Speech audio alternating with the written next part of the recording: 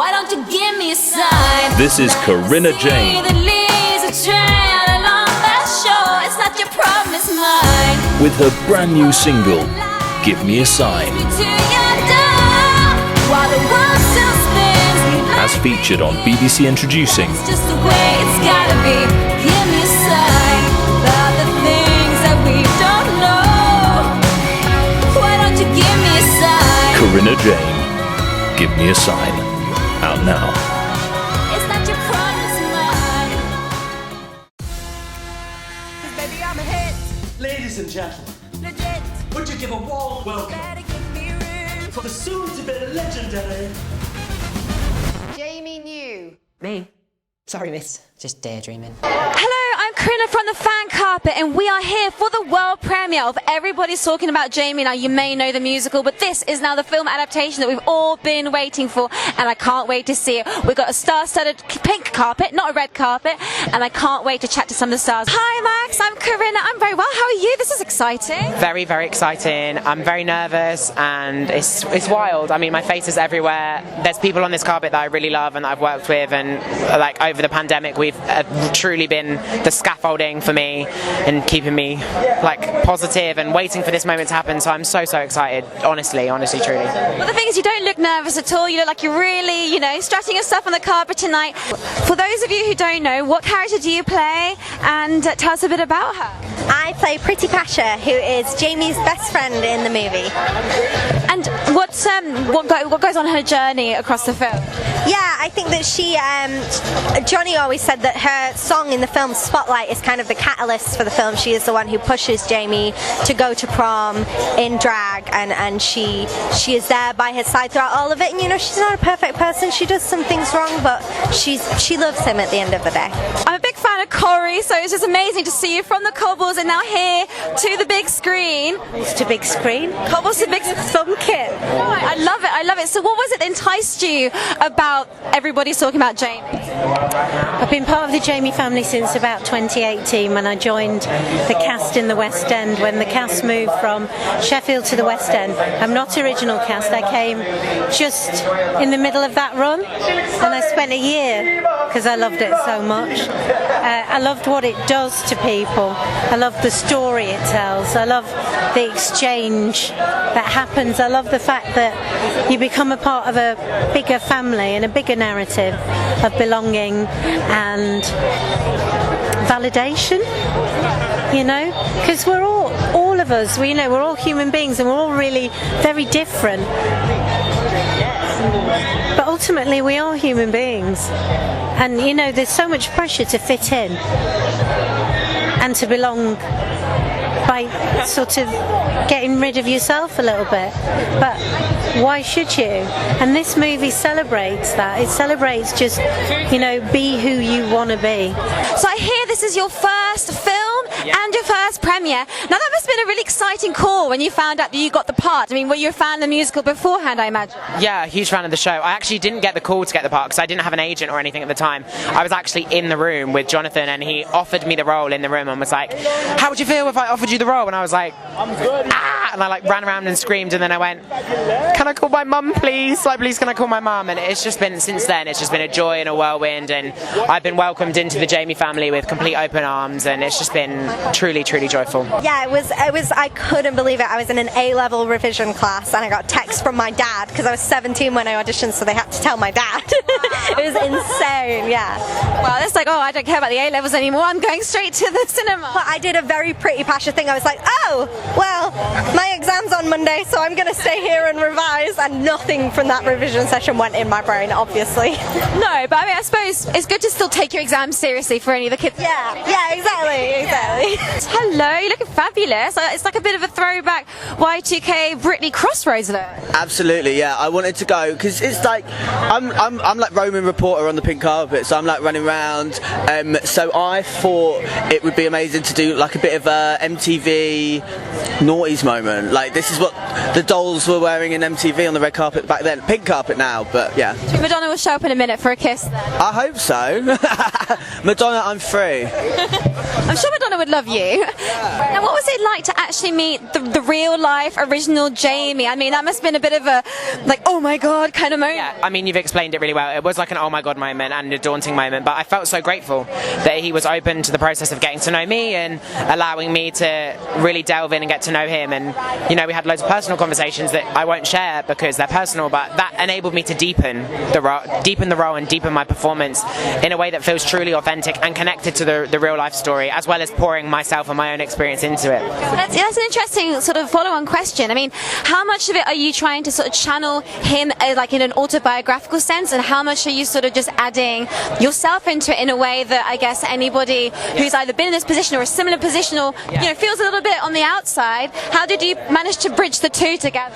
Well, for me, I feel like I was doing a lot of like autobiographical sort of like observing and like, you know, isms and stuff like that. So I was making sure that I was like well studied for the role, but truly like the role is very transformative to me. I got blonde hair, I had plucked eyebrows, I moved all the way to where we were shooting, and I was a world away from where I'm from, so all of that was so transformative. So the rest of the stuff was, you know, meeting the material and meeting the other actors in the moment and just being respectful. I guess that's what's important. So for you, have you seen the musical and both the film now together? So in what way would you think that they differ to one another? In the musical, there's slightly more. I guess there's slightly more kind of realism. Even though it's on stage, it is very much rooted in real life. Whereas the movie has quite an element of fantasy to it, just in the way certain scenes come across. You know, when the teacher has her moment and sings, it's almost like it pans out into a fantasy land. It's quite an interesting thing. It's more like the feel, but the story's pretty faithful. That's great that they can do that, so that you almost are opened up to a whole new other dimension of that. It has that almost, dare I say, Disney-esque kind of polish to it. It's quite a liberating time to do this, because not only because we've all just been cooped up for the last year and a half and so much sadness and grief collectively, but there's so many movements happen during this sort of global hiatus and we're waiting. So do you think the timing of this is probably better now than ever before, really? I think if the time is now, we have to celebrate that. But the time has always been there to do this, and it hasn't happened. But I have to concentrate on the now. And I have to concentrate on that now, and I have to be thankful to the most amazing creative team that saw Jamie Campbell's documentary and were inspired by that. And you know, can we just say thank goodness for Channel 4 as well, who, you know, fingers crossed that will never be sold off, because I think that changes things. It'll change things. So, what does this film mean to you? I mean, you must have so many fans from different demographics. It's wonderful. It's great because the fact that it's set in the north, you know, in Sheffield, in Yorkshire, wonderful. It represents Britain right now. That is a microcosm of Britain. It's so great to see different races and different, you know, genders and sexualities represented on the screen and being celebrated in such a wonderful way. And Jamie just standing in his truth is the best thing ever. And I'm really proud that I played a small part in the movie in that Jamie lip syncs to me. Oh, that's amazing. I didn't know that. Which song is he lip syncing? So when you first see him perform in his character, me, in the drag club. Well, not in the drag club, in the working men's club. That's me he's miming to. So, wow, and is it one of your songs? Is it one of the? No. Oh, it's a reprise of "And You Don't Even Know It," but it's been deconstructed and done in a big diva way. So. I understand. I think that, it was really, really special to have as a first job because everybody around me cared so much about this film, and I cared so much about this film and this story and these characters, and there's just so much love in this film, and we just gave it everything that we got, and I really hope that reads to the people who watch it. And if you could spot any differences, I'd say, between the stage musical and the film, what differences would they be, and in what way does it feel different? I feel like with the film you can always you come in a lot closer, and so maybe there is we can have a little bit more fun with certain beats and certain moments that we would have to make bigger in the show, but I've never done theatre before, so I have no idea how those guys do it, and I am obsessed with the stage show. I love it. I am so excited. I actually feel like I'm the only person here that has not seen the movie yet, so I can't wait because I just want to be entertained and see this story finally where it belongs, on the big screen. And for you on a personal level, what does it mean as well? I think just because I've been such a part of this journey from the almost very beginning, even so I wasn't the first Jamie, my best friend was, so I've just always been in touch with this show, and just it's really stunning to know that it's getting the credit it deserves. And are you still performing on stage? I hear you're taking it to America. I'm taking it to Los Angeles, so I can't wait. I'm gonna do my thing and just tell the story, so now they'll know about it, so that's good. Everybody will be talking about Jamie. I think it's sentimental for me. Obviously I have a very different relationship to everyone else, but I think it just means look at all these people coming together, and we've had a really shit couple of years, and it's amazing that this is the thing that pulls such a crowd, and such a fabulous, amazing, well-dressed, uninhibited crowd. So you played in the stage version of the show. Have you actually seen the film yet? No, I haven't. So what are you expecting, and what would you like them to have maintained from the original version? I'm not quite sure. I'm not expecting anything. I go into everything with no expectations. So I just hope everyone else has a really great time. I love seeing my friends thrive, and I love seeing success, and I love seeing that someone that I know has had such a monumental moment for their life, and I think it's an incredible achievement for a queer person to get a film made about their story. It's fantastic that nowadays we can do that. It's almost like the gates have opened and people are more open all over now to kind of accept that and embrace it as well. I think so. I think we've still got places we can go, and there's still space for more acceptance. There is actually kind of homophobia and queerphobia and transphobia on the rise in the UK at the minute, and hate crimes as well. So I do think it's amazing we get to do events like this, but until we have equality for everyone, we don't have equality at all. So do you think this film then resonates with people that aren't just, in the LGBTQ plus community and with everybody? Because, our Jamie chooses to wear a dress. He wants to go to prom as a drag queen, and he realises what his authentic self is in that journey. Pritti wants to be a doctor. She has that. She goes, I want to be a doctor, but I don't need to swing my stethoscope, doesn't it? What you put on doesn't have to be who you are.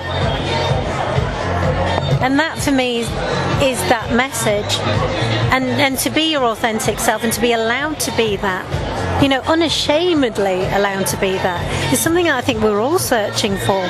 So that's why I think it resonates with people. And what have you got coming up in the next few months? In the next few months I'm going back to a play I was about to do before COVID at the Almeida called Daddy, a melodrama by Jeremy O. Harris, and it's fucking amazing, so come and see it. A book coming out called Release the Beast, which I'm very excited about, and more music and tours and performances and some gorgeous fashion week moments coming up. Fantastic, I can't wait to see it. And if you had to pick a favourite song from the whole musical, which one would it be? I just love Out of the Darkness. I love the finale, because by the end of the finale everyone is feeling fab, everyone's up on their feet, and we've kind of gone full circle, so I love singing that song. And talking about self-expression, I cannot let you go without talking about your outfit, which I know many have commented on this evening. It's like a bit of a cyber Elvis meets Sandy grease meets all sorts of things going on. What's the inspiration? A little bit of glitter in the grey, on brand. Sparkly bits is what my hairdresser calls it. Yeah. Thought I'd make the most of them. And yeah, no, it's kind of like who I am a little bit, you know, who I want to be. It's my dress. Do you know what I mean? It's, you know, it's the dress code was, you know, be your fabulous self. So I thought, what is that? And, you know, I would be in my big DMs if I could be. But yeah, I'm now barefoot. But beautiful shoes. they're so elegant. I wanted to wear them because they remind me of Jamie's shoes. But Jamie can walk in them and I can't. Well, to be fair, you have been working the pink carpet for the last hour or so I think your feet deserve a little bit of a cushiony surface now. Yeah, I hope so. I'm going to kick them off in the cinema and, you know, get the popcorn out and have a watch. Exactly. Have you actually seen the film in its entirety yet? No. So I always assume that the actors sometimes get to watch it beforehand, but I suppose a premiere is a premiere. A premiere is a premiere for me, I think, because I think it, you know, I know it's on Prime Video and I think that is fantastic because it will reach so many people across the world. I think just sort of selfishly, it's my first sort of movie role and I always imagine that to be in a theatre, so I will see it like that. And we've got to keep the cinemas alive, haven't we, as well, because the cinemas alive, and I'm just so pleased that Amazon have got it too now, because it can just reach all those young people around the world who are really, really trying to understand who they are and who their allies are and how to be, you know, and what that is, you know. I'm not saying that this is like a blueprint of how to do it, of course not, you know. It's a story of, you know, realising one's authenticity quite early at 16. I mean, I think we're all still trying to figure that out. Everyone goes for it, don't they, throughout their life? This is Jamie's journey, but not just Jamie's journey. This is everybody's journey. Everybody will take what they want to take from it. Exactly, and also you mentioned about Amazon, and there'll be a lot of kids around the world who might be a bit, if they are still sort of ashamed and stuff, they'll be a bit embarrassed to actually want to say to their parents, I want to go to the cinema and see this film, because they think questions will be asked, but actually to be able to watch this film and then it gives them the courage to start talking about it is also a wonderful thing. I think it is wonderful. I think what's brilliant about streaming this film like that is accessibility, and that means everything to me. Shoulda, Woulda, Coulda is one of my favourite songs of all time. You're an excellent. Very much. Right. And look forward to hearing more music from you. Thank you, it's coming. Good, I can't wait. And that's all we've got time for today at the premiere of Everybody's Talking About Jamie. We spoke to some of the original Jamies, the new Jamies, all the Jamies, and also all the Jamies that are inspired by this film. And if you want to see this film, it is out right now on Amazon Prime and also the cinemas. So you can choose what you would prefer, the comfort of your own home or going back to support your local cinema. Either way, if you want to catch more content from the fan carpet, remember to follow us on Facebook, Twitter and Instagram. Stop waiting for permission to be you. If I don't say it enough, you're the best friend a boy who sometimes wants to be a girl could ever wish for. 'Cause I'm gonna be the one.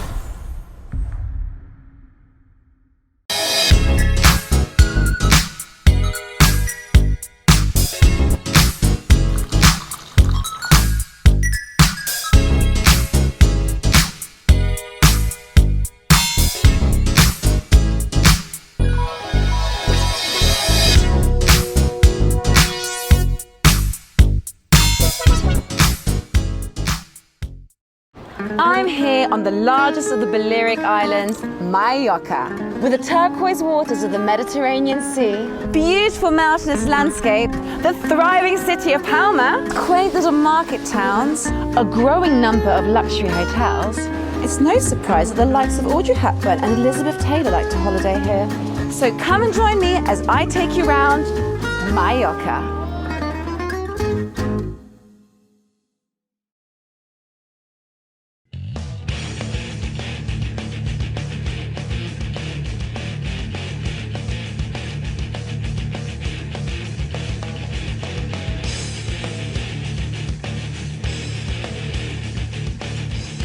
thank you for watching The Fan Carpet. If you like this video, be sure to click that thumbs up button at the bottom of your screen.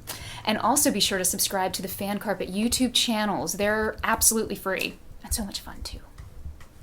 Be sure to check out the official website, thefancarpet.com.